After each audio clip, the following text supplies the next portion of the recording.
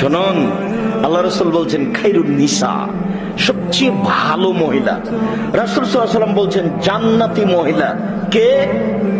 এক, স্বামীর সাথে কথা বললে হাসি মুখে বলে।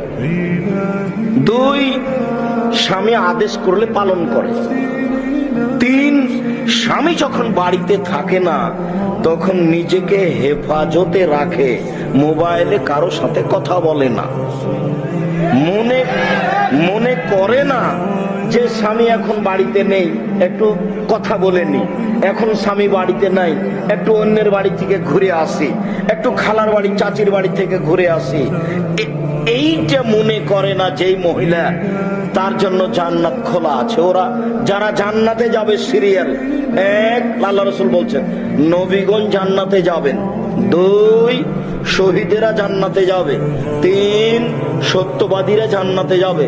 চার, ওইসব মহিলা জান্নাতে যাবে যারা স্বামীকে মেনে চলে। সিরিয়াল মোহাম্মদ সাল্লাল্লাহু আলাইহি ওয়াসাল্লাম এইভাবে বললেন।